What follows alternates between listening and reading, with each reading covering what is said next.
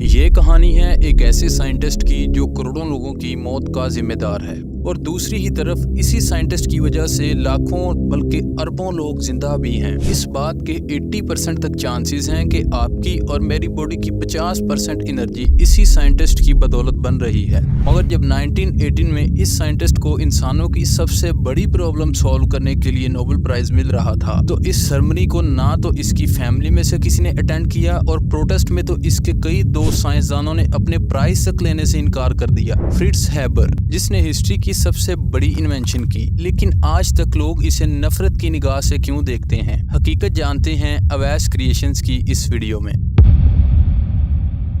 आपको बताते चले कि नाइट्रोजन हमारी बॉडी का बहुत ही अहम एलिमेंट है। इस नाइट्रोजन की बदौलत ही मैं ये वीडियो बनाने और आप ये वीडियो देखने के काबिल हैं। हम नाइट्रोजन प्लांट्स को खाकर हासिल करते हैं या ऐसे एनिमल्स का मीट खाकर हासिल करते हैं जो खुद प्लांट्स खाते हैं। अब नाइट्रोजन का सबसे बड़ा मसला ये है कि जिस जगह पर बार बार फार्मिंग की जाए वहां से नाइट्रोजन आहिस्ता आहिस्ता खत्म होना शुरू हो जाती है और एक टाइम ऐसा आता है कि वहां पर कोई भी पेड़ या पौधा उगाया ही नहीं जा सकता। ऐसा ही हुआ था हमारी जमीन के साथ 19th सेंचुरी में, जब ह्यूमन पॉपुलेशन तो बढ़ ही रही थी मगर साथ ही साथ मिट्टी में से नाइट्रोजन बिल्कुल खत्म होने के करीब पहुंच गई। और इसी दौरान मशहूर केमिस्ट विलियम क्रॉक्स ने 1898 में प्रेडिक्शन की कि अगर जमीन में कम होती नाइट्रोजन का हल ना निकाला गया तो अगले 30 सालों में आधी से ज्यादा दुनिया भूख से मर जाएगी। इनके मुताबिक इस मसले का हल सिर्फ और सिर्फ कोई केमिस्ट ही निकाल सकता था। वैसे तो हमारी हवा में 78% नाइट्रोजन होती है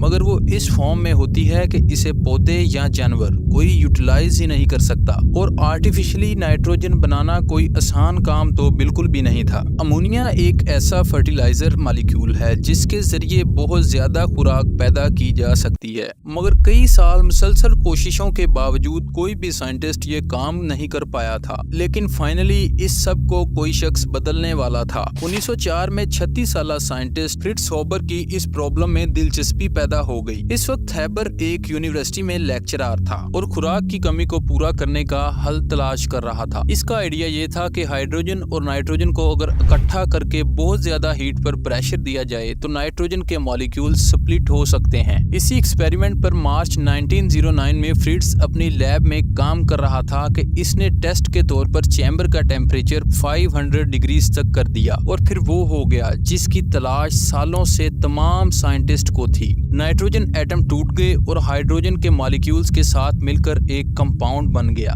जो दुनिया की तकदीर बदलने वाला था। इस कंपाउंड का नाम अमोनिया रखा गया। पूरे जर्मनी में हैबर की धूम मच गई। जर्मनी की सबसे बड़ी केमिकल कंपनी BASF ने हैबर से इस प्रोसेस के राइट्स खरीद लिए। हैबर रातों रात अमीर बन गया। 4 साल ही के अंदर कंपनी ने रोजाना 5 टन अमोनिया बनाना शुरू कर दिया। इसी फर्टिलाइजर की मदद से उस बंजर जमीन पर किसानों ने 4 गुना ज्यादा खाना उगाना शुरू कर दिया। अगर आप इस दुनिया में जिंदा हैं तो इसमें हैबर की डिस्कवरी का बहुत ही बड़ा हाथ है। हैबर अब बहुत ही मशहूर हो गया था। दुनिया के मशहूर साइंटिस्ट जैसा कि मैक्स प्लैंक, मैक्स बर्न और एल्बर्ट आइंस्टाइन के साथ इसका उठना बैठना शुरू हो गया। लेकिन यहीं पे कहानी में वो मोड़ आने वाला था जिसने हैबर को दुनिया का नापसंदीदा तरीन शख्स बना दिया। इसकी वजह वर्ल्ड वॉर 1 है। जब वर्ल्ड वॉर 1 शुरू हुई तो हैबर ने इसमें वॉलंटरीली शिरकत की। वो इस जंग में अपनी कंट्री की मदद करना चाहता था। कुछ ही महीनों में जर्मनी का गन पाउडर और एक्सप्लोजिव खत्म होना शुरू हो गए।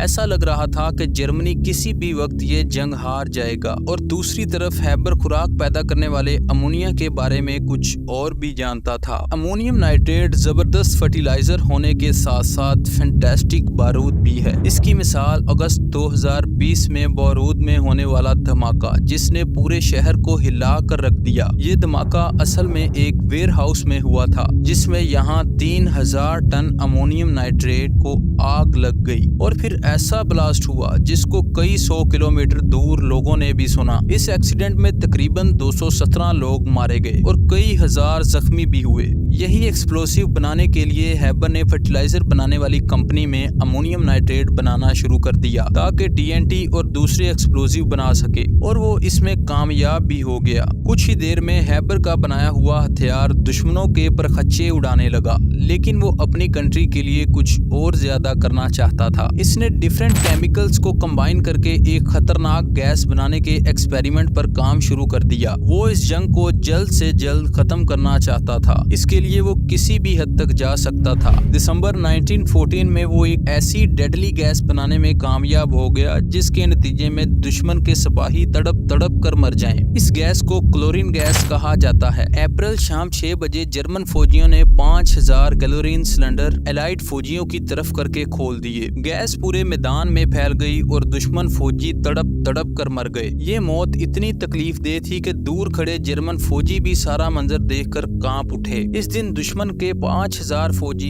इसी तरह मारे गए। हैबर को ऑनर के तौर पर कैप्टन का रैंक दिया गया। इसी वाकये के एक हफ्ते बाद हैबर अपने घर आया। अपनी इस अचीवमेंट की खुशी में इसने अपने घर पर एक पार्टी रखी। पार्टी खत्म होने के बाद वो अपने कमरे में सो रहा था कि अचानक इसे एक गन फायर की आवाज सुनाई दी।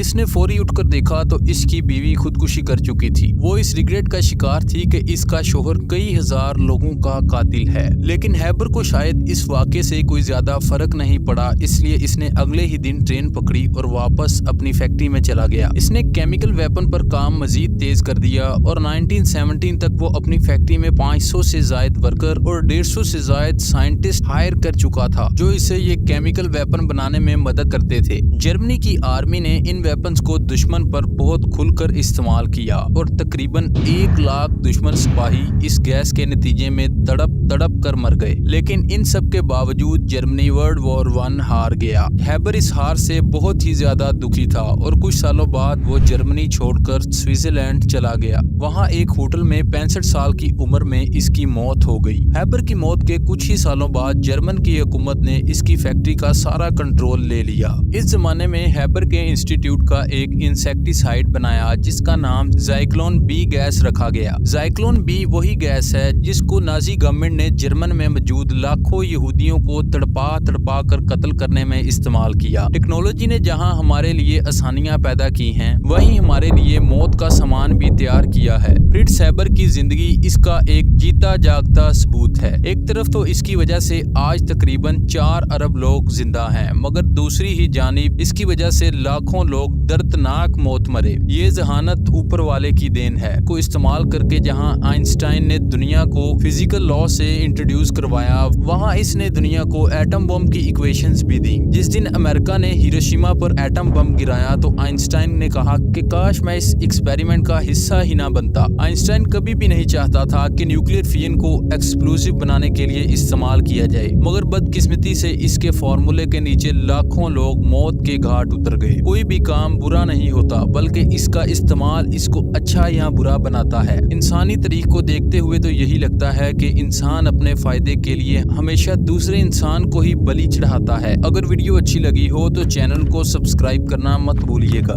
इसी उम्मीद के साथ कि आपको वीडियो अच्छी लगी होगी, इजाजत दीजिए।